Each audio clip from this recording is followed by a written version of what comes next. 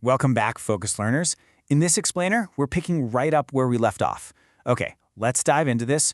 We're tackling the final 5 core features of a business out of the 10 total from your textbook. If you recall, the first 5 really set the stage, but these next 5, they're where the strategic realities of commerce actually happen. So here's our roadmap for today. We're covering 1. Distribution of goods and services. 2. Continuity. 3. Uncertain return. 4. Risk. And 5. Satisfaction of consumers. We'll finish up with number 6, a final review and exam prep. Think of these 5 textbook features as the chronological life cycle journey of a product actually entering the market. Section 1. Distribution of goods and services. So, what actually happens after a product is made? Well, that brings us to this question: what is distribution of goods and services?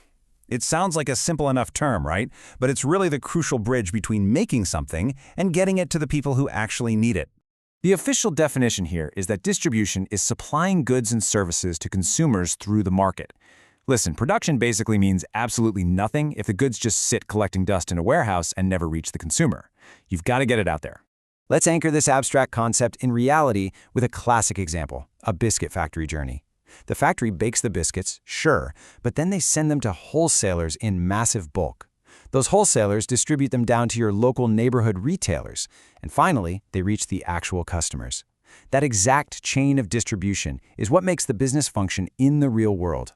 Section 2. Continuity. Let's move to and see how this builds, because one single delivery just doesn't make a business. So, what is meant by continuity in business?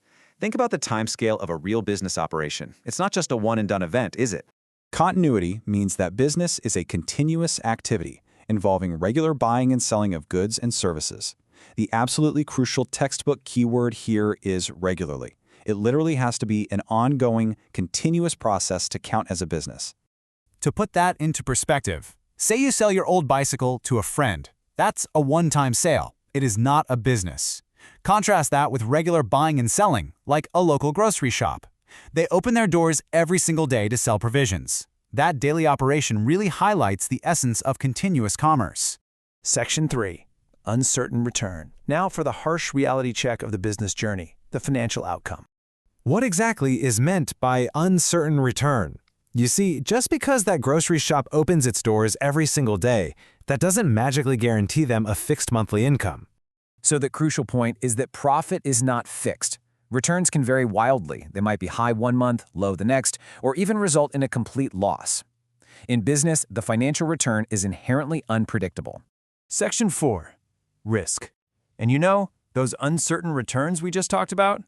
They lead directly to vulnerability. So what is risk in business? This is a classic 2-mark board question asking what that vulnerability actually entails. Risk is formally defined as the possibility of loss due to changes in market conditions or other business problems. And here is a universal truth. Absolutely no business can be carried on without it. It's just baked right into the cake. Let's break down exactly why risk is present in business. It's a chain reaction. Profit is uncertain. Market conditions may suddenly change, which means demand for your product might decrease, and ultimately, a loss may occur. These are the exact reasons why risk is ever present. Section 5. Satisfaction of consumers.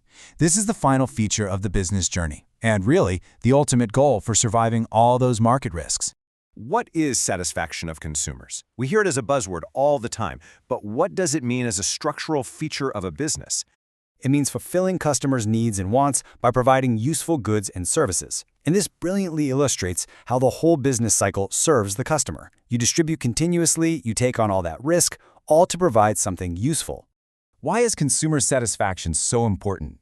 Well, it helps the business retain customers. Satisfied customers buy goods again, and that supports the overall success of the business. It creates that continuous loop we mentioned, wrapping up the successful life cycle of our hypothetical business.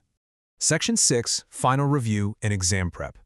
Let's switch into active recall mode to make sure you're board exam ready. Here is an easy table for revision. I want you to really lock these keyword associations into your memory. Distribution is supplying goods and services to consumers. Continuity means business is carried on regularly. Uncertain return means profit is not fixed. Risk is the chance of loss. And satisfaction of consumers is fulfilling customers' needs. All right, quick revision time. I'm going to fire off 2 questions. Is profit fixed in business, and does every business involve risk? The answer's no. Profit is uncertain, and yes, every business involves risk. So we've firmly established that risk and uncertainty are completely inescapable features of commerce. But here's a final, somewhat provocative thought to leave you with. If business is this structurally risky, how does it compare to our upcoming topics of profession and employment? Are those paths structurally safer? Keep that question in mind as you prep for your next lecture. Thanks for joining me on this explainer, and I'll catch you next time.